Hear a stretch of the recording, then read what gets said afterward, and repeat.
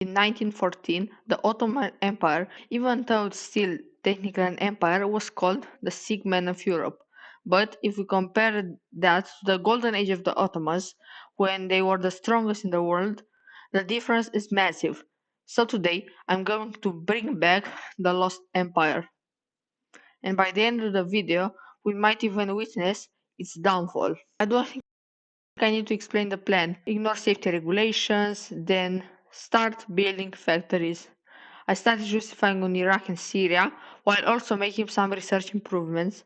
I bought the resources I needed. Once the first justifications was done, I built some tanks and went for maneuver warfare, my favorite doctrine.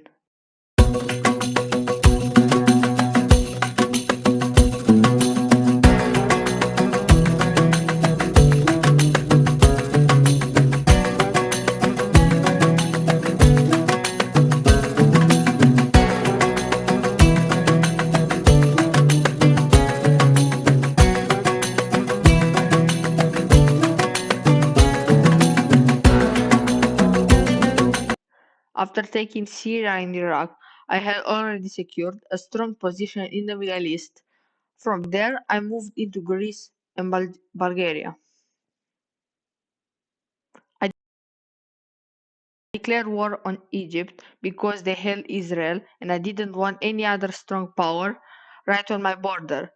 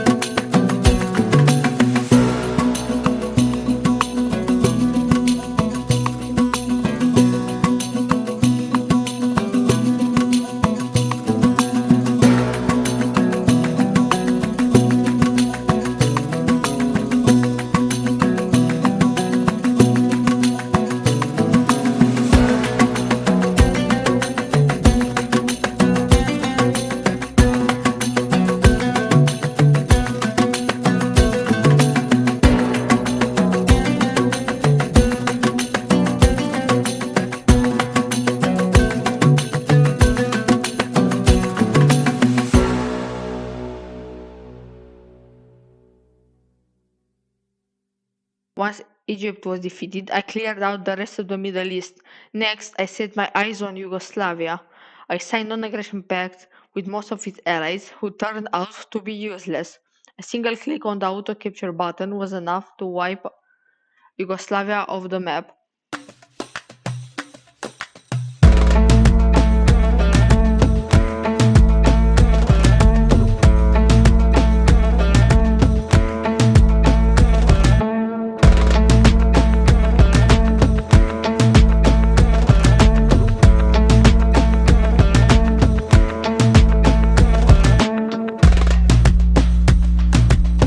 I also told Italy to hand over Albania. Meanwhile, I quickly captured Cyprus and obtained Albania. My next targets were the Russian cities, rich in tungsten, but I was stuck in a truce. Still, the Ottoman Empire was officially back. The Russian territories were mostly useless. I only took them for their resources. With that done, the empire's heartland was secure and my borders were stronger than ever. The dream of the Ottoman revival had become a reality, but for how long? By this point, I was already quite strong. I had resources, a large country, but it wasn't enough for me. I wanted access to more oceans. First, I targeted Italy, which was AI controlled, so taking it was easy. Then I turned my attention back to Egypt, which was critical to my plans because of the Suez Channel.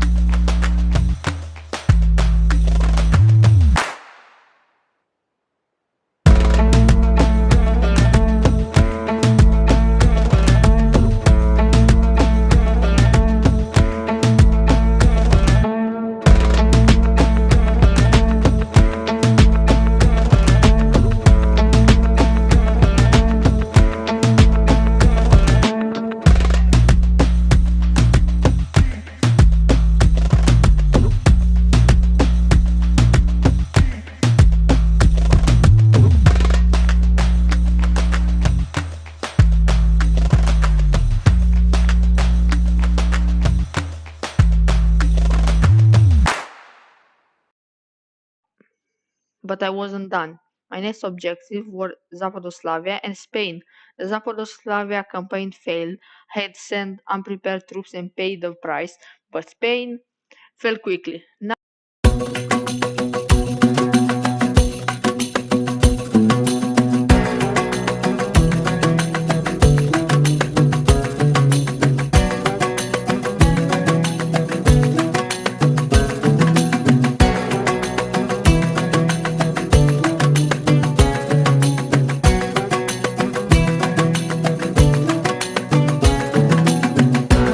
I held an incredible strategic position. I controlled the Bosphorus, Gibraltar, and the Suez Channel, meaning the entire sea, Mediterranean Sea, was mine.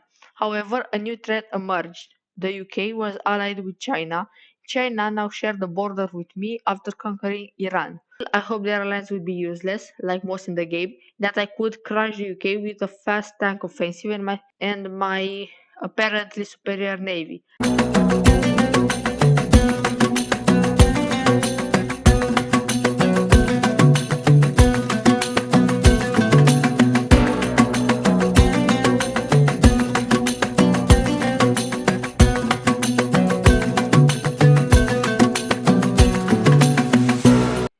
As you can see, my first offensive was a little bit successful, but not that much. On the other hand, Gulf Union decided it is a great idea to also join the war and start a push. And sadly, he managed to take Ankara. And even if I pushed him back, the damage was already done to my stability.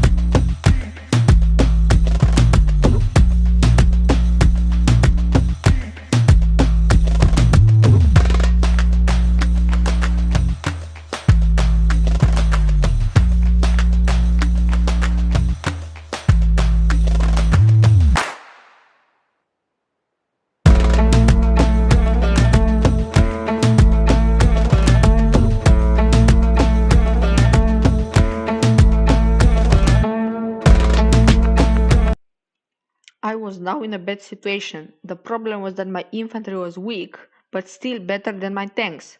My biggest problem in the war was stability. I eventually convinced the Gulf Union and a little bit later China to make peace with me, but I was already in a really bad situation. As for the peace with the UK, I was ready to give them my money and resources, but I said I would not give up any cities.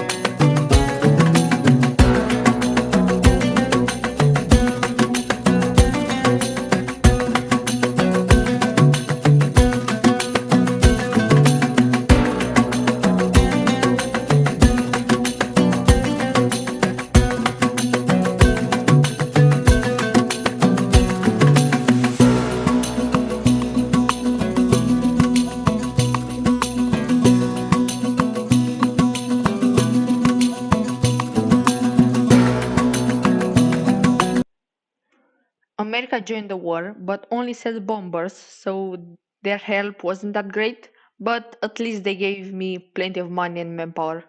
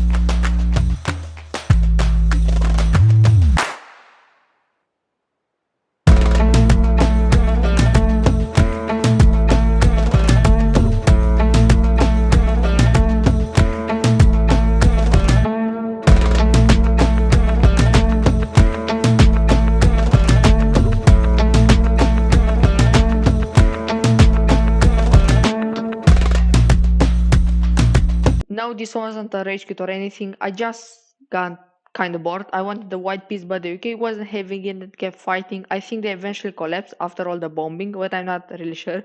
Overall, I had a pretty solid position, but my tactics were a bit outdated to say at least. Still, if it weren't for China and the Gulf Union, I probably would have won.